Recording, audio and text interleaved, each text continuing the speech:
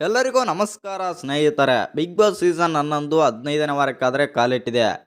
ಇನ್ನೇನು ಕೆಲವೇ ದಿನಗಳಲ್ಲಿ ಬಿಗ್ ಬಾಸ್ ಕೂಡ ಮುಕ್ತಾಯ ಆಗುತ್ತೆ ಅಂತಲೇ ಹೇಳ್ಬೋದು. ಹಾಗಾದರೆ ಈ ವಾರ ಬಿಗ್ ಬಾಸ್ ಮನೆಯಲ್ಲಿ ಅಂದರೆ 15ನೇ ವಾರ 5 ಸ್ಪರ್ಧಿಗಳಾದರೆ ನಾಮಿನೇಟ್ ಆದರೆ ಆಗಿದ್ದಾರೆ. ಇನ್ನು ಈ 5 ಸ್ಪರ್ಧಿಗಳಲ್ಲಿ ಶುಕ್ರವಾರದ ವೋಟಿಂಗ್ ರಿಸಲ್ಟನ್ನು ನೋಡೋಣ ಬನ್ನಿ. ಯಾರಿಗೆ ಜಾಸ್ತಿ ವೋಟ್ಸ್ ಬಂದಿವೆ ಮತ್ತು ಯಾರು ಡೇಂಜರ್ ಝೋನಲ್ಲಿ ಇದ್ದಾರೆ ಅಂತ ತಿಳ್ಕೊಂಬರೋಣ ಬನ್ನಿ. ಅದಕ್ಕಿಂತ ಮುಂಚೆ ಈ ಬಾರಿಯ ಬಿಗ್ ಬಾಸ್ ವಿನ್ನರ್ ಯಾರಾಗಬೇಕು ಅಂತ ಕಮೆಂಟ್ ಮಾಡೋದನ್ನು ಮರಿಬೇಡಿ. ಹಾಗೆ ನಿಮ್ಮ ಫೇವ್ರೇಟ್ ಸ್ಪರ್ಧಿ ಯಾರಂತನೂ ಕೂಡ ಮರಿಬೇಡಿ ಕಮೆಂಟ್ ಮಾಡೋದನ್ನು. ಇನ್ನು ವಿಡಿಯೋಗೆ ಯಾರ್ಯಾರು ಲೈಕ್ ಕೊಟ್ಟಿಲ್ಲ ಲೈಕ್ ಕೊಟ್ಟು ಚಾನಲ್ಗೆ ಸಬ್ಸ್ಕ್ರೈಬ್ ಮಾಡ್ಕೊಳ್ಳೋದು ಮರಿಬೇಡಿ.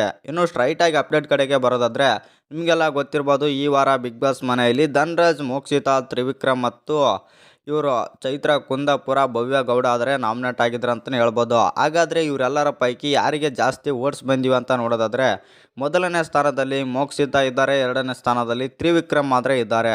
ಇನ್ನು ಮೂರನೇ ಸ್ಥಾನದಲ್ಲಿ ಬಂದುಬಿಟ್ಟು ಧನ್ರಾಜ್ ಅವರಿದ್ದರೆ, ನಾಲ್ಕನೇ ಸ್ಥಾನದಲ್ಲಿ ಭವ್ಯ ಅವರಾದರೆ ಇದ್ದಾರೆ. ಕೊನೆಗೆ 5ನೇ ಸ್ಥಾನದಲ್ಲಿ ಬಂದುಬಿಟ್ಟು ಚೈತ್ರ ಕುಂದಾಪುರ ಆದರೆ ಇದ್ದಾರೆ ಅಂತಲೇ ಹೇಳ್ಬೋದು. ನಿಮಗೆಲ್ಲ ಗೊತ್ತಿರ್ಬೋದು, ಬುಧವಾರ ಮತ್ತು ಮಂಗಳವಾರ ಬುಧವಾರ ವೋಟಿಂಗ್ ರಿಸಲ್ಟ್ ಕಂಪೇರ್ ಮಾಡಿದರೆ ಇವತ್ತು ಶುಕ್ರವಾರದ ವೋಟಿಂಗ್ ರಿಸಲ್ಟ್ ಗುರುವಾರಕ್ಕೂ ಕಂಪೇರ್ ಮಾಡಿದರೆ ಇವತ್ತು ಶುಕ್ರವಾರದ ವೋಟಿಂಗ್ ರಿಸಲ್ಟ್ ನೋಡ್ತಾ ಇದ್ದರೆ ಚೈತ್ರ ಅವರಿಗೆ ಕಮ್ಮಿ ವೋಟ್ಸ್ ಬರ್ತಾಯಿವೆ ಅಂತಲೇ ಹೇಳ್ಬೋದು.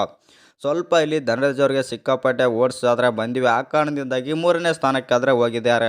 ಇನ್ನು ಡೇಂಜರ್ ಝೋನ್ನಲ್ಲಿ ಬಂದುಬಿಟ್ಟು ಭವ್ಯ ಮತ್ತು ಚೈತ್ರ ಅವರಿದ್ದಾರೆ ಅಂತಲೇ ಹೇಳ್ಬೋದು. ಇನ್ನು ನಿಮ್ಮ ಪ್ರಕಾರ ಈ ಬಾರಿಯ ಬಿಗ್ ಬಾಸ್ ಮನೆಯಿಂದ ಯಾವ ಸ್ಪರ್ಧಿ ಹೊರಗೆ ಹೋಗ್ಬೇಕಂತ ಕಮೆಂಟ್ ಮಾಡೋದನ್ನು ಮರಿಬೇಡಿ.